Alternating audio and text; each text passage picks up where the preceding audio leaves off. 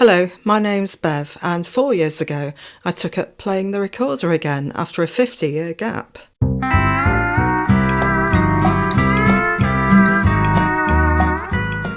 Good morning everyone. A few weeks since my last video because I've been away on holiday.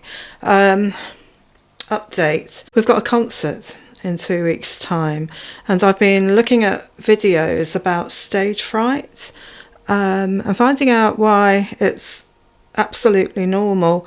It's a normal thing, and I think everybody who performs or does public speaking must have stage fright, or at least some sort of nerves when they suddenly find themselves faced with a whole crowd of people. And there's some really good advice on the internet, and I'll put some links to the good ones that I found below, because I suffer from stage fright. It goes back to when I was a child, and my mother was quite critical, and she would be sitting in the audience, and I know that after the performance she would pick out the things that I could have done better, the things that I did wrong, and sadly it was never about, wow, you were just great, I'm so proud of you. It was none of that.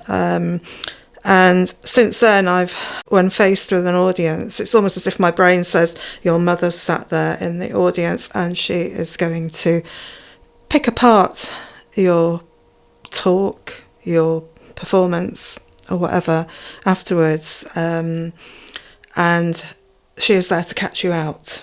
And I find that really weird that at my age, I'm now 66, I still think of that, and it is so very sad that I do. A few things come across really strongly in all these videos. One is obviously to get your piece as near perfect as possible, though they also say that there is no such thing as a perfect live performance.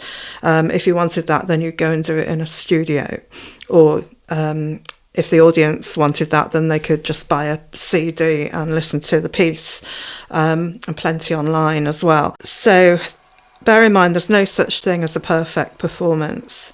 And also, it's not about you, the player. It's about what you want to give to the audience, what it is that you are translating the notes on the page, the print, into something really emotional and with a really strong message, and you want to get that message out there. You are the vehicle for doing that. In my case, I'm doing 2 pieces from the Telemann Trio Sonata, which you may be aware of if you've watched my other videos. The reason I'm doing these, apart from the fact that I love them to bits, is because that's the Trio Sonata that I was going to play with my dear friend who was a violinist who passed away in January from cancer. And ever since her death, I've just felt this need, this urge to start me off. It always starts me off. I mean, it's now June next week and I'm still, and that's another thing I don't want to do at the concert, get all emotional. But I felt a drive to do this piece as best as I possibly can in her memory. It's the reason why I took up the recorder again in January after a number of months gap, because I was just very stressed with my mum's dementia and everything else that was going on. And then when Pam died, I thought, I'm going to do this piece in her memory and I'm going to play it to the best of my ability. And I've come on leaps and bounds since then. But anyway, it's not about me. The performance is about me wanting to convey to the audience this beautiful, beautiful piece and the emotion that comes with it, because it's a very lovely piece for using emotion. I know Baroque music and emotion doesn't always go together, but the fact that one of the pieces is called Affettuoso, which is all about affection, shows that there must be some emotion there. On this video I won't play those pieces. I'm just really talking about the tips that I found for hopefully minimising stage fright. So that was a tip. You've got a gift to give. You are the vehicle for translating the notes on the page to a message for the audience. And it's not about you. It's about that. It's about the music. It's about the emotion. Also, don't study the audience, and don't, if I can help it, I will try not to imagine that the audience is full of people like my mother who are going to pull it apart, sitting there waiting to criticise me and show me what I did wrong.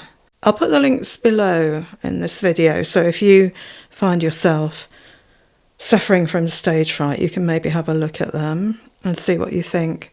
There's lots of other tips. There's no point in me replicating them all in this video because you can find them all in the links below. But one thing I found really good, something that features in one of the links, is about the famous Martin Luther King speech, the I Have a Dream speech. And apparently in the original speech, he wasn't going to mention that at all. He was just doing speech, public speech. And then someone behind him apparently whispered to him and said, "Martin, tell them about your dream." And I think he just let go of all the notes, the crib notes, etc., and just began to talk about what was really important to him, coming from the heart. And I think that's what it's all about. It's coming from the heart.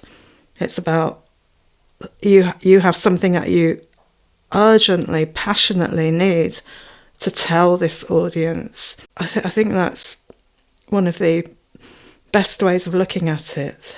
In the meantime, I've got a rehearsal next week with the other two players in the trio sonata. These are professional players. So I am the only student. I'm on the recorder. We've got a violinist, and we have a piano player.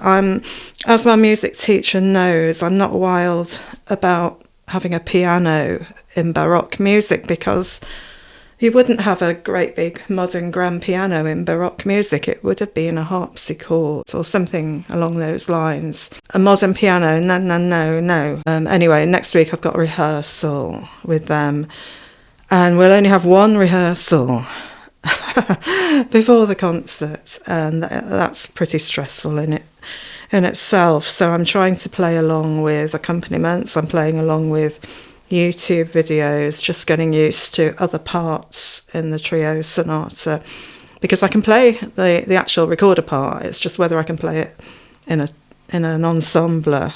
So that's next week. And also it's quite sweet, my recorder teacher has got some young recorder players who are playing a very, very simple quartet, and they're missing an alto treble recorder player, and she said, would I just stand in and play with them? So I'm doing that as well, and that'll be quite sweet, seeing budding recorder players hopefully be able to inspire them to maybe think about taking up the alto or treble recorder like I did when I was about 10 or 11. Well, I first of all I played the descant, or these days it's called a soprano recorder. I swapped that for the tenor, and then I swapped that for the treble, and the rest, as they say.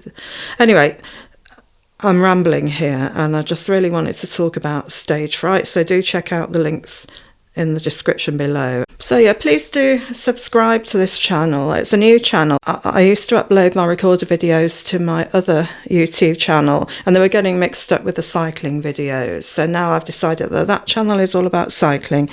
This channel is all about recorder playing. So I need to build up the subscribers and likes and comments from scratch again. So I'd really appreciate it if you would subscribe, and if you'd like, and if you'd comment, that would be really good.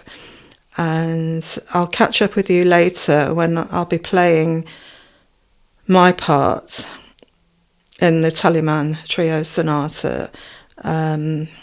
So bye for now.